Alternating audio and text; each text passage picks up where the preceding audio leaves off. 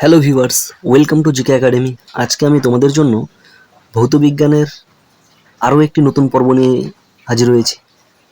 তো যেখানে খুবই ইম্পর্টেন্ট কোশ্চেন আছে, যেগুলো পরীক্ষায় বহুবার এসেছে এবং ভবিষ্যতেও আসবে। বিশেষ করে রেল, এনটিপিসি এগুলো পরীক্ষার জন্য খুবই ইম্পর্ট্যান্ট।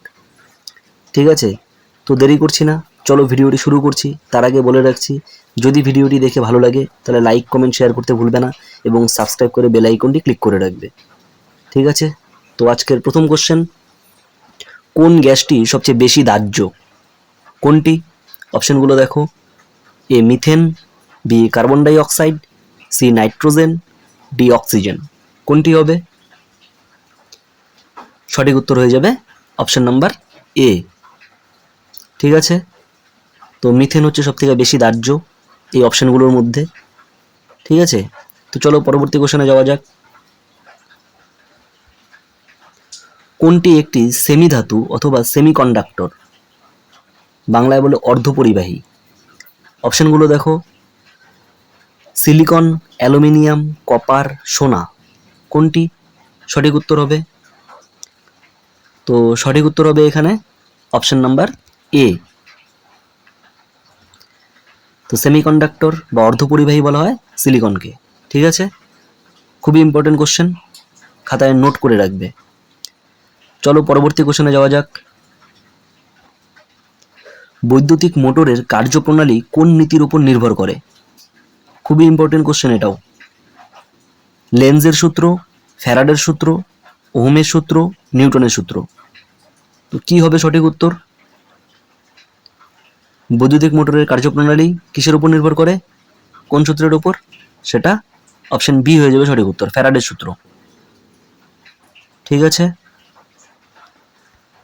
পরবর্তী কোশ্চেন, কোনটি ইলেকট্রোলাইট নয়? অপশনগুলো দেখো। Sodium chloride, glucose, potassium hydroxide, D hydrogen chloride. ঠিক আছে, ইলেকট্রোলাইট নয় কোনটি? তো সঠিক উত্তর কি হবে? সঠিক উত্তর হয়ে যাবে option number B, glucose. Glucose electrolyte নয়। ঠিক আছে, চলো পরবর্তী কোশ্চেনে যাওয়া যাক। কোনটি রেডিও অ্যাক্টিভ পদার্থ? রেডিও অ্যাক্টিভ পদার্থ কোনটি? অপশনগুলো দেখো। Uranium, sodium, chlorine, silicon. তো সঠিক উত্তর কি হবে? সঠিক উত্তর হবে ইউরেনিয়াম। ঠিক আছে, ইউরেনিয়াম হয়ে যাবে সঠিক উত্তর। আরেকটা মনে রাখবে, থোরিয়ামও হয়। ঠিক আছে, তো চলো পরবর্তী কোশ্চেনে যাওয়া যাক। তরঙ্গের ফ্রিকোয়েন্সি কি দ্বারা পরিমাপ করা হয়? তরঙ্গের ফ্রিকোয়েন্সি কি দ্বারা পরিমাপ করা হয়?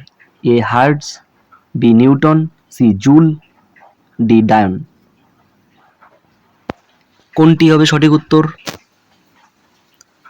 সঠিক উত্তর হবে অপশন নাম্বার এ, হার্টজ। ঠিক আছে, এটাও ইম্পর্টেন্ট কোশ্চেন খুব। চলো পরবর্তী কোশ্চেনে যাওয়া যাক। অ্যালুমিনিয়ামকে কয় ধাপে বিশুদ্ধ করা হয়?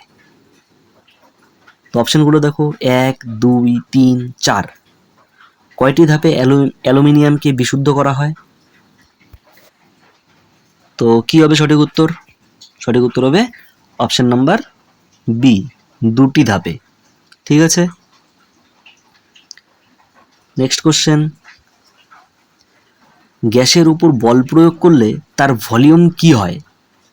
যদি কোনো গ্যাসের উপর বল প্রয়োগ করা হয় তার ভলিউমটা কি হবে? তো অপশনগুলো দেখো। বৃদ্ধি পায়, কমে যায়, অপরিবর্তিত থাকে, শূন্য হয়ে যায়। কি হবে যদি বল প্রয়োগ করো গ্যাসের ওপর? তখন তার ভলিউম কমে যাবে। অপশন বি হয়ে যাবে সঠিক উত্তর। ঠিক আছে, চলো পরবর্তী কোশ্চেনে যাওয়া যাক। এটাও খুব ইম্পর্টেন্ট কোশ্চেন। হিগস বোসন কণার অপর নাম কি? দেখো অপশনগুলো। ঈশ্বর কণা, ইলেকট্রন, নিউট্রন, প্রোটন। তো হিগস বোসন কণা এটা পরীক্ষায় এসেছিল এর আগে, তো খেয়াল করতে পারছি না কোন পরীক্ষায় এসেছিল। তো আমি কোনো পরীক্ষায় পেয়েছিলাম এটা। ঠিক আছে, তো বলো এটা কি হবে সঠিক উত্তর? হিগস বোসন কণার অপর নাম কি? এটা হচ্ছে ঈশ্বর কণা, গড পার্টিকেল বলা হয়। হ্যাঁ, ঠিক আছে, চলো পরবর্তী কোশ্চেনে যাওয়া যাক। লেন্সের ফোকাস দৈর্ঘ্য কি কি দ্বারা নির্ধারিত হয়? এ কার্ভেচার, বি বর্ণালী, সি উভয়ই, ডি ঘনত্ব। কোনটি হবে সঠিক উত্তর? সঠিক উত্তর হবে অপশন নাম্বার সি, উভয়ই। কার্ভেচার এবং বর্ণালী এই দুটি দ্বারাই ফোকাসের দৈর্ঘ্য নির্ধারণ করা হয়। ঠিক আছে, পরবর্তী কোশ্চেন। শব্দের গতি সবচেয়ে বেশি কোন মাধ্যমে? এ কঠিন পদার্থ, বি তরল পদার্থ, সি বায়ু, ডি শূন্য। কোনটি হবে? শব্দের গতি সব থেকে বেশি কোন মাধ্যমে? আচ্ছা, এই কোশ্চেনের উত্তর তোমরা আমাকে জানাবে কমেন্টে, তোমাদের জন্য রাখলাম। ঠিক আছে, তো ভিডিওটি ভালো লাগলে অবশ্যই লাইক করবে, কমেন্ট করবে, শেয়ার করবে। তো চলো, এই পর্যন্তই ছিল, দেখা হবে পরবর্তী ভিডিওতে।